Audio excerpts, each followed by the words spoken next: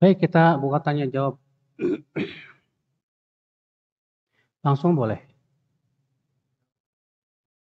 Kalau sedang safar keluar daerah 12 jam perjalanan dilakukan pada bulan Ramadan, apakah rukhsah boleh berbuka semenjak dari rumah atau saat masih dalam perjalanan sudah di luar daerahnya? Allahu alam, dia boleh berbuka setelah dia masuk dalam safar.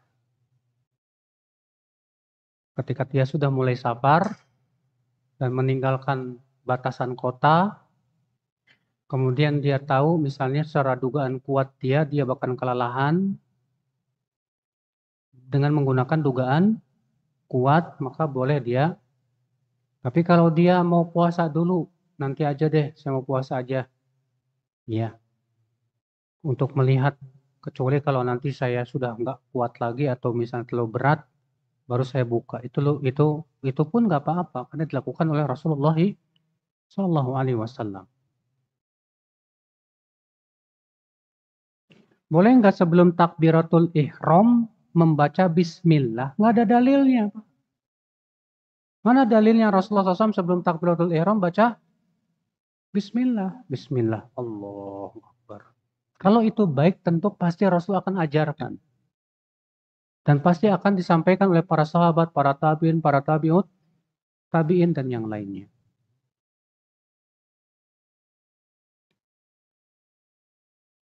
Saya pernah dengar bahwa orang yang bernazar itu orang pelit. Jika nazar karena pencapaian masalah keduniawian, kemudian nazar mau puasa, apakah itu terkategori pelit? Nabi yang mengatakan begitu. Innama yustakhraju minal bakhil. Nazar itu biasanya dilakukan oleh orang-orang yang pelit. Kenapa pelit, Pak? Dia baru mau ibadah kalau tercapai keinginannya.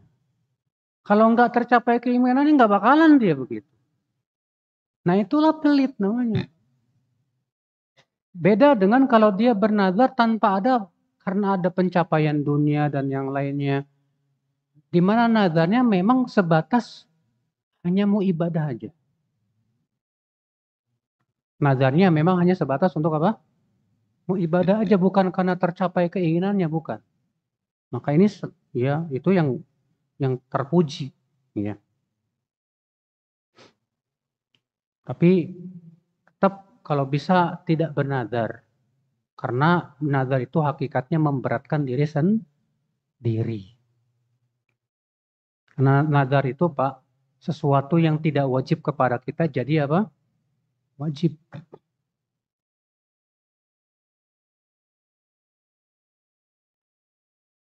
Sholat jamaah bagi akhwat khususnya di masjid dengan mengikuti imam jamaah ikhwan.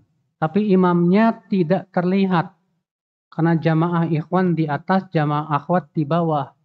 Ini masuk kaidah yang mana ya Ustaz? Iya. Pertama, ya. Pada asalnya ikhwan dan akhwat itu satu satu ini gitu. Satu tempat. Iya. Kecuali kalau di sana ada sesuatu yang sifatnya apa? Masyaqqah, kesulitan. Sehingga masuk dalam kaidah al-masyaqqah tajlibut taisir. Ketika safar bolehkah jaraknya hanya 65 km? Nah, ini jadi masalah. Secara uruf adat istiadat itu sudah masuk enggak? Sudahkah itu masuk ke dalam apa? Hah? Uruf kita bahwasanya masalahnya di kita ini nggak ada uruf, susah, Pak. Kita sendiri bingung urufnya apa. Maka kalau sudah kita sebutkan, kalau masih ragu, apa yang kita lakukan? Kalau masih ragu, jangan dikosor. Ya. Kaidahnya apa dong? Kaidahnya tadi, tinggalkan yang ragu, ambil yang yakin. Al-yakin la yazulu bisyak. Boleh nggak saya sholat malam puasa sunnah tujuannya agar dikabulkan doa ingin anak-anak jadi soleh dan solehah agar Allah membukakan pintu hatinya mau ngaji Ustadz? Iya. Pertama, kita berusaha untuk ikhlas karena Allah. Yang kedua, ya, kita berniat supaya anak-anak jadi soleh dan solehah. Iya. Karena amalan soleh orang tua itu insya Allah berpengaruh pada anak-anak. Itu ditetapkan oleh Al-Quran maksudnya. Sehingga itu tidak bertabrakan dengan keikhlasan. Makanya Sa'id bin Musayyib berkata kepada anaknya, apa kata Sa'id? La azidanna fi sholati min ajrika ya bunai. Hai anakku, aku akan tambahkan sholatku untuk kebaikan kamu. Iya. Berarti boleh kita niat memperbanyak sholat kita supaya anak-anak kita jadi anak-anak yang soleh. Boleh saja. Iya. Mana yang lebih dahulukan, kaidah atau sunnah? Sunnah. Sunnah yang udah jelas dalilnya dari Rasulullah SAW. Contoh apa? Kalau imam sedang berkhutbah, khutbah Jumat ya, lalu kita baru masuk, secara kaidah kita harusnya duduk. Kenapa? Karena mendengarkan khutbah Jumat wajib. Sedangkan sholat tahiyat masjid hukumnya apa? Sunnah saja.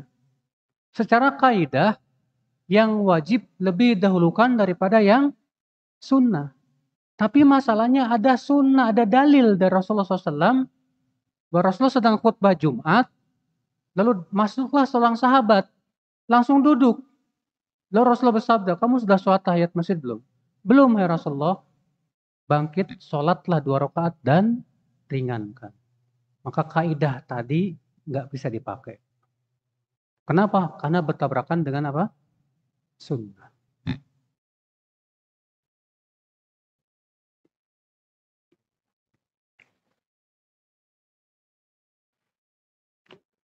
Kaidah tuh, pada kaidah kedua dalam hadis, janganlah ia keluar dari sholatnya hingga benar-benar ia mendengar suara atau bau.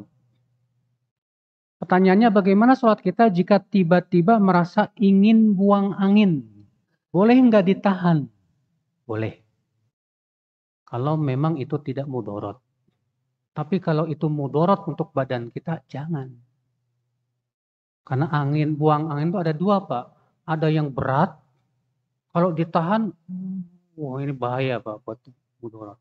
Ada yang ringan aja, ya. Yang kalau tahan pun nggak masalah, nggak mudorot. Ya. Nah ini.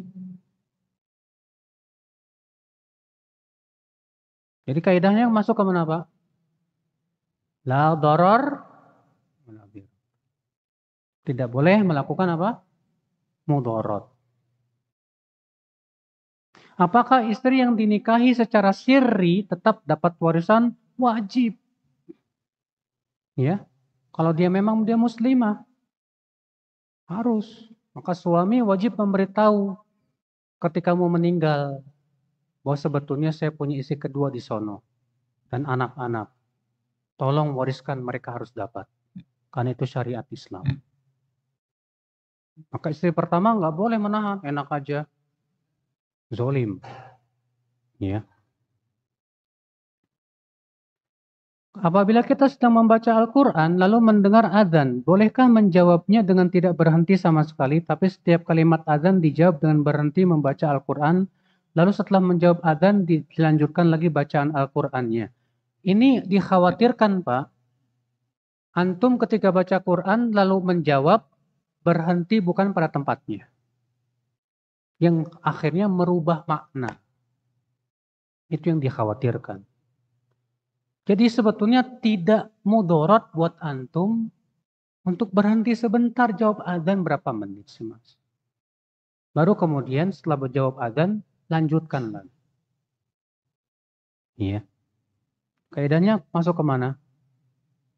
La doror wala dhirra. Tidak boleh memberikan mudarat karena berhenti pada tempat yang tidak boleh berhenti mudarat buat antum nanti. Karena itu bisa mengubah makna apa? Ayat Al-Qur'an. Hati-hati. Ya. Mudaratnya apa? Dosa, Mas. Karena itu bisa mengubah-ubah ayat Al-Quran maknanya.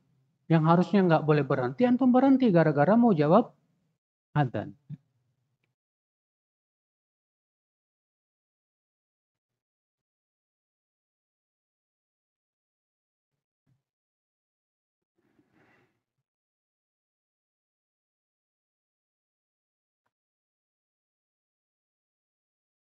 Apabila sudah selesai sholat fardu, baru sadar 5 menit kemudian kalau tadi batal. Wudhu dan belum wudhu lagi. Apakah cukup sujud sahwi? Nggak bisa. Wajib wudhu lagi dan mengulangi dari awal sholatnya. Karena sholatnya nggak sah. Sholatnya apa? Nggak sah. Ya.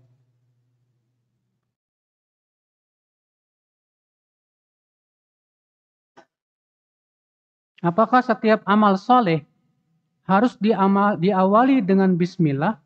Ingat Pak, masalah ibadah wajib menunggu dalil.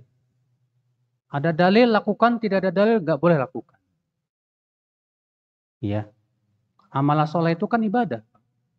Ibadah itu menunggu apa? Dalil. Kalau baca Quran, baca Bismillahirrahmanirrahim, ada dalilnya jelas. Mau nulis surat, baca Bismillahirrahmanirrahim, ada dalilnya jelas. Berwudu, baca Bismillah sebelumnya, ada dalilnya jelas. Tapi mau sholat, Allah Bismillah, Allah. Mana dalilnya? Iya.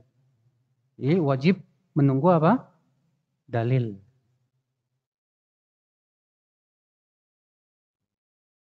Ketika safar, sholat maghrib di waktu isya. Cara sholatnya maghrib dulu atau isya dulu? Maghrib dulu, Pak. Iya. Wajib tartib. Atas pendapat yang paling kuat.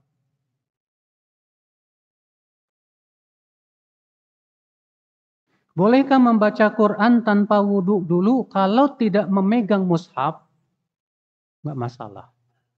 Tapi dianjurkan berwudhu dulu. Karena Rasulullah SAW sabda, ini karitu an azkurallah ala ghairi tuhrin. Aku tidak suka berzikir kepada Allah dalam keadaan tidak di atas kesucian. Tapi kalau memegang mushaf maka sangat ditekankan untuk wudhu dulu. Ya.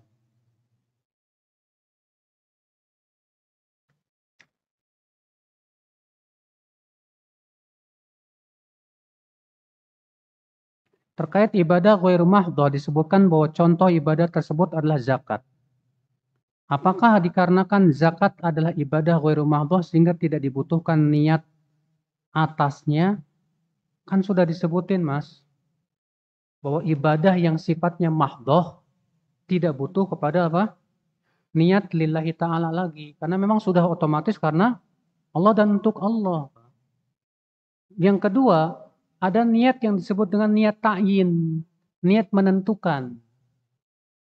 Maka zakat karena ada macam-macamnya, ada zakat wajib, ada zakat sunnah, maka wajib ditentukan niatnya zakat apa. Ya, seperti halnya sholat wajib dan sholat apa? Sunnah.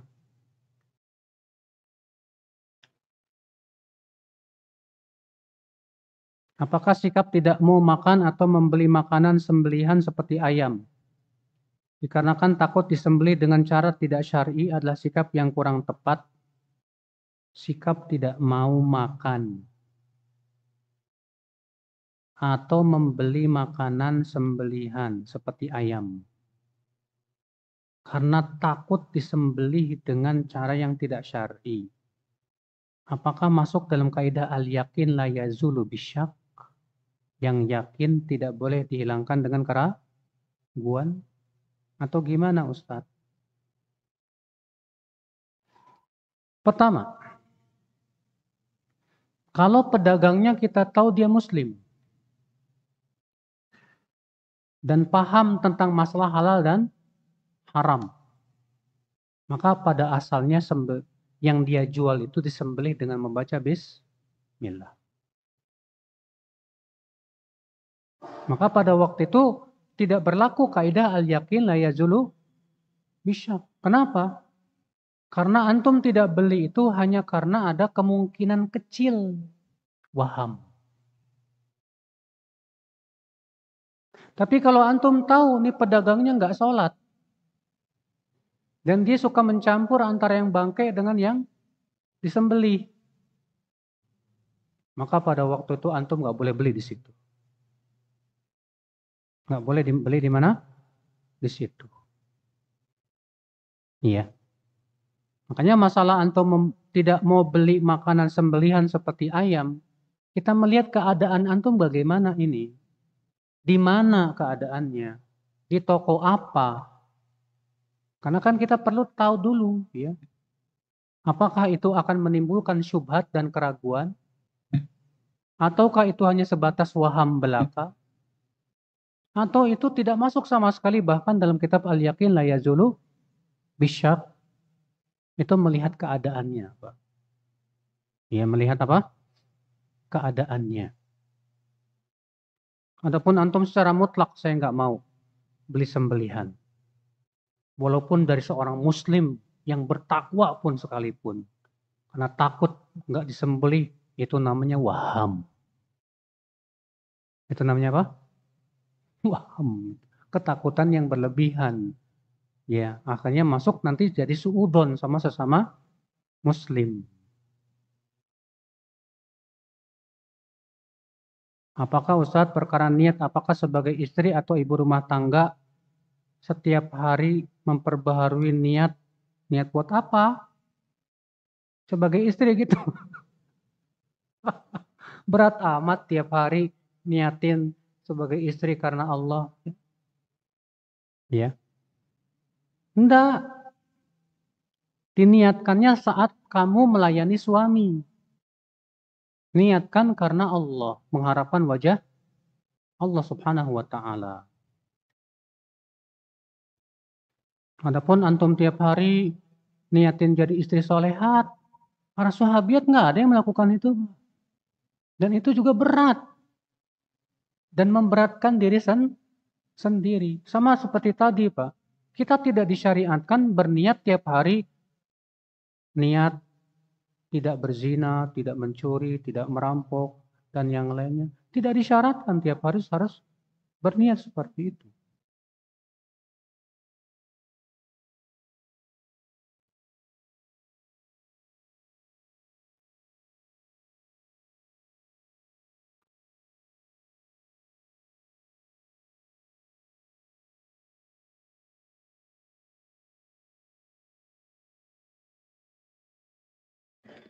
Dulu sewaktu anak-anak umur 2 tahun, anak tidak pernah puasa Ramadan. Dulu sewaktu anak umur 2 tahun, anak tidak pernah puasa Ramadan karena menyusui dan sudah dibayar fidyahnya. Apakah harus qadha? Kan sudah bayar fidyah. Dan ya, itu sudah mencukupi. Ya, atas pendapat yang paling kuat, wallahu a'lam.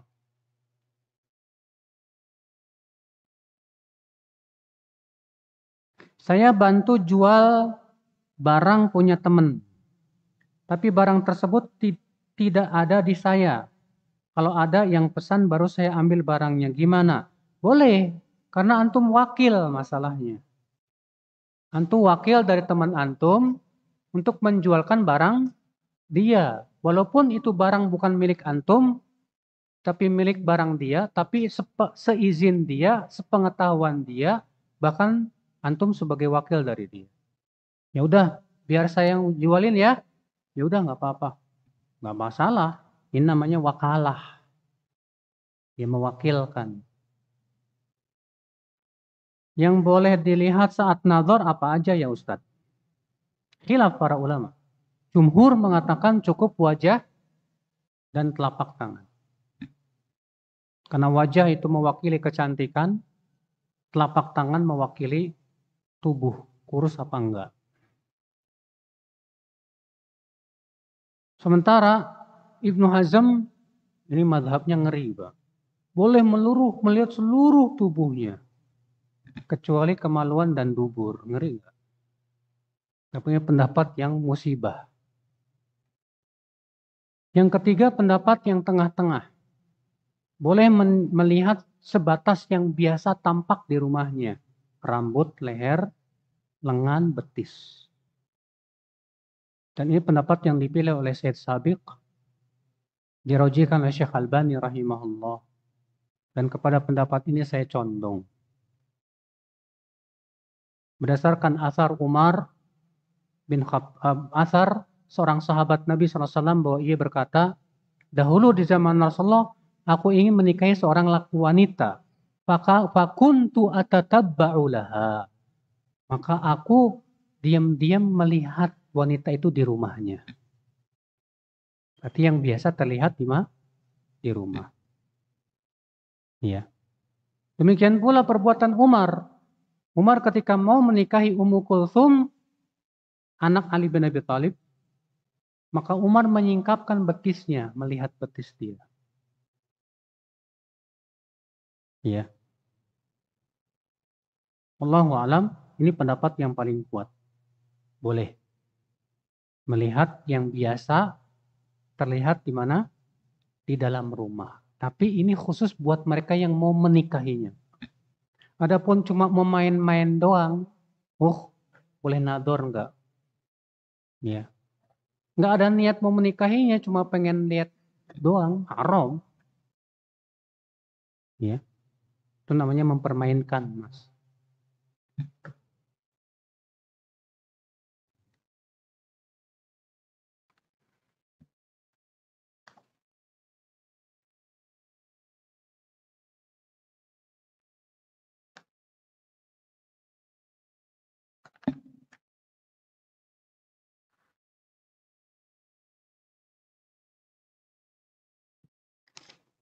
Bagaimana kita menyikapi kebiasaan atau adat tradisi oleh kepala negara?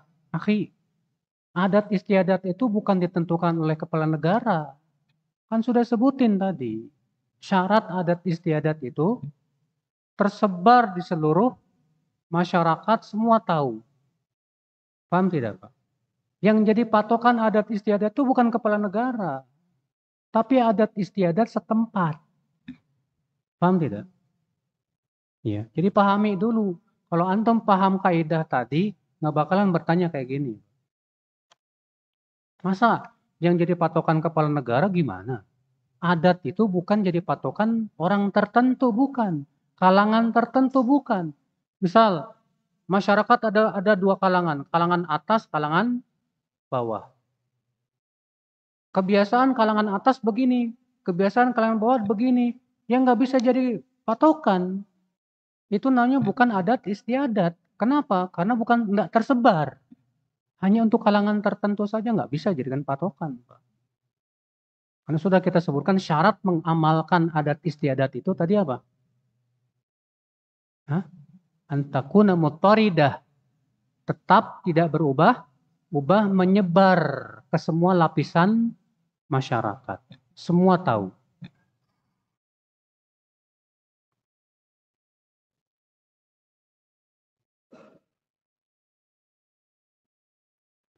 Tadi disebutkan boleh bunuh orang lain, kita gak boleh bunuh orang lain walaupun dipaksa membunuh. Namun ketika dipaksa mengucapkan kata-kata kufur, kita malah boleh, Ustadz. Bukankah hak Allah lebih besar daripada makhluknya? Masalahnya Allah yang mengizinkan gimana? Kalau sudah ada dalil, pendapat siapapun, hatta otak ente juga nggak bisa diterima. Antum bilang bukannya hak Allah lebih besar. Allah yang bilang gimana? Ya. Rasulnya SAW yang memutuskan gimana? Maka buang otak kita, ikuti dalil. Karena banyak sekali permasalahan-permasalahan yang kalau kita pikirkan pakai otak kita, seakan-akan nggak sejalan sama otak kita, Pak. Maka yang kita tuduh bukan dalilnya, tapi yang kita tuduh apa? Akal kita nggak sampai. Iya.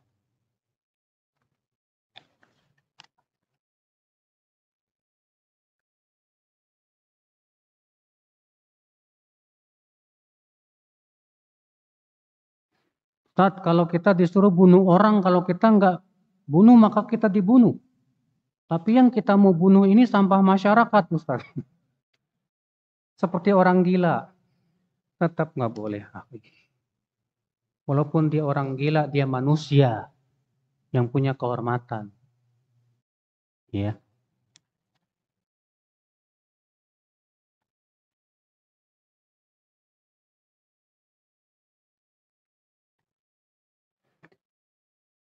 Di mana tadi ada contoh, Ustaz, Nabi melarang menjual sesuatu yang bukan miliknya. Tapi para fuqaha membolehkan. Seakan-akan ada kontradiktif, enggak ada. Karena Allah mengatakan apa? Fa in tanaza'tum fi syai'in farudduhu ila Allahi war Rasul. Kalau kalian berselisih pada suatu permasalahan, kembalikan kepada Allah dan mafhum mukhalafahnya apa, Pak? Kalau kalian tidak berselisih alias berijma, sepakat, sudah cukup. Ijma ditunjukkan oleh dalil tidak bahwa itu hujah? Ditunjukkan oleh dalil dari Al-Quran dan hadis. Adapun Al-Quran sudah kita sebutkan ayatnya. Ada hadis Nabi bersabda, lan tajtami'a ummati ala dhalalah. Umatku tidak mungkin bersepakat di atas kesesatan. Dan ini sudah terjadi ijma seluruh ulama dan para sahabat. Bolehnya jual tisna. Sehingga ini ijma. Yang menjadi hujah kita ijma'nya, Pak.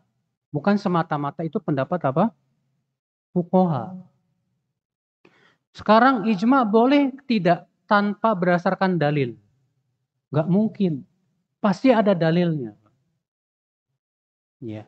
Baik itu dalilnya Al-Quran, hadis, ataupun qiyas. Paham? Ya. Allahu a'lam. Alhamdulillah, pertanyaan sudah selesai. Semoga yang saya sampaikan bermanfaat. Yang benar itu semuanya dari Allah. Dan yang salah itu dari kekurangan ilmu saya. Dan kita tutup. Subhanakallah bihamdik. Asyhadu an la ilaha illa anta astaghfiruka wa atubu ilaik. Assalamualaikum warahmatullahi wabarakatuh.